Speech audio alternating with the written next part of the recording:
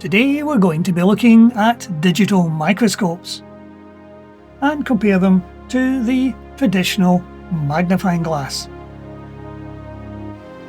When you're building one of these small circuit boards, you need to examine the back and the front of the circuit board to make sure that you haven't made any mistakes in soldering. A magnifying glass is very useful for checking this out. But are there better electronic alternatives? So we're going to look at 3 models of digital microscope for looking at these kind of circuit boards. So let's clear a bit of room on our desk. First of all, we're going to look at one of these. This I have had for some time, and it's a traditional digital microscope.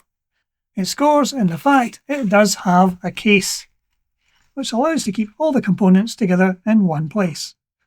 We have a stand for the microscope, we have the microscope itself, and we have a reasonable length cable. These will attach via a USB cable to your computer and appear as a webcam. Once we've attached this to the computer, we can see we have an inbuilt LED. The whole point of connecting it to the computer is to use the webcam facility. The intensity of the LED can be controlled from this control here. It can be turned off or up. Additionally, at the side of the microscope is a small button which will turn the light on or off in steps. And if we adjust the focusing ring, we can quite clearly see what we're looking at. This is particularly useful for identifying components on your board or examining the soldering on the back of the board. There we can easily read all the details on the ICs. So this camera works very well. So let's switch to the second camera. So our next camera is this one. This is a handheld. Each of these cameras is a 2 megapixel camera. And this one, while it does come with a USB cable, it is quite a short USB cable, and you will probably need to use an extension. This one does not come in a case, therefore you may need to do something to stop it getting covered in dust. So this one has a USB-C type connection on the side, which we'll plug in here. And this one does have the bonus of a SD card slot on the side here, which will allow you to record onto an SD card. One thing I did note was when you're attempting to eject the SD card, it not only ejects, it catapults the card to the other side of the room. So be careful when you press the eject. As you can see, when it powers on, it will attempt to charge the battery. And we have a power switch down here, and at the side we have a mode switch, a plus and a minus. So if we hold down the power button, it will turn on and give us 3 options: computer observation mode, memory card reading mode, and device observation mode.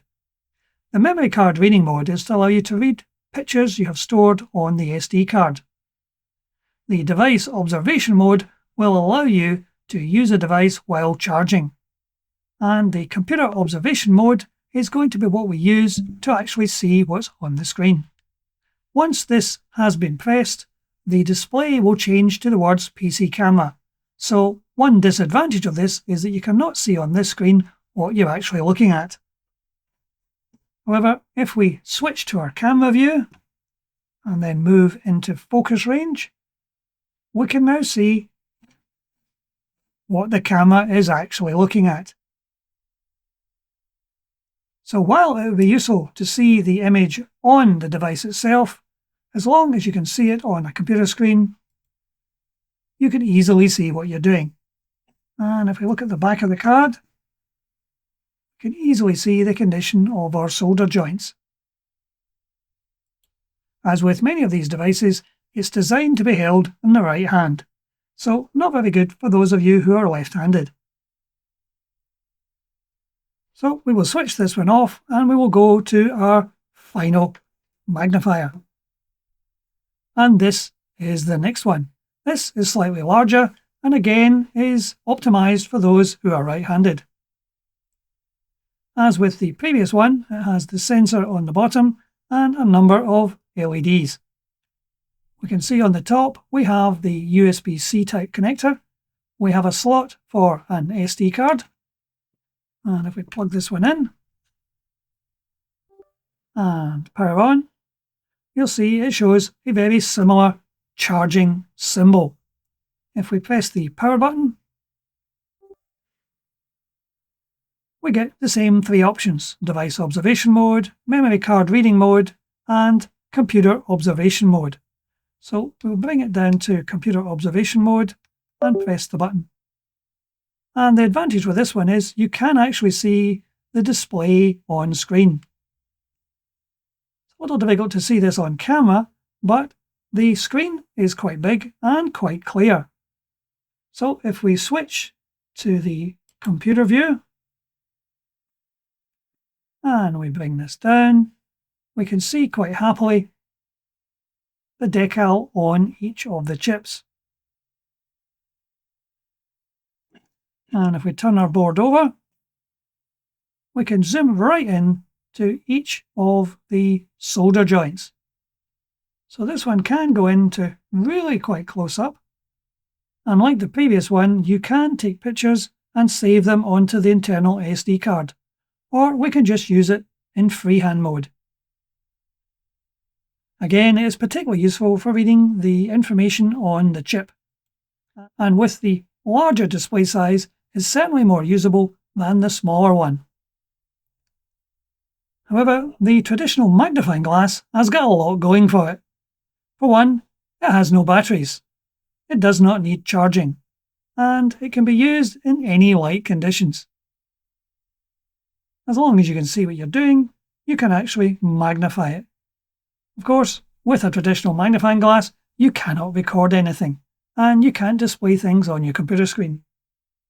However, with all of these devices at your disposal, it should make it easier for you to reliably build circuit boards. So which of these devices would be the best one to go for? Well, each of these has its individual advantages. This first one is handheld, and it does come with a stand to allow you to position it. It has a fairly long cable and a variable light source. It has a manual focusing ring, and it comes in a nice case. It appears on your computer like a webcam. Therefore, if you have software like OBS for recording webcams, you can do quite nicely with it. The second one comes with a shorter USB cable. It has a small inbuilt screen which can be used standalone. If you are connecting this to your PC as a webcam, the screen is no longer usable, but you can see on your computer screen what you're pointing at. It does have an option on the menu for changing from 2 megapixel up to 5 megapixel. However, this appears to be digital magnification. The final one is again handheld. It doesn't come with a case, and the USB cable is quite short. However, cables are easily sourced. It does have a slot for an SD card like the other handheld one. And both of these connect via a USB-C type connector. However, this one, when recording, does allow you to view on screen while you're actually recording on your computer, so it scores highly on that. To be honest, I'm having difficulty deciding which one of these is the best. It really depends what you plan on using them for. However, this one, purchased from Amazon, has a nice feel to it, and it has a larger screen. And you can also view the screen while you are recording on your computer. So that is, in my opinion, a bonus. However, if you just want a quick view of your circuit board, there's really nothing to beat the traditional magnifying glass. Remarkably cheap, has no batteries, and easy to use at a minute's notice. But I will be using all of them for different uses within my videos. However, that's it for today. Thank you for watching. Thank you for watching today's video.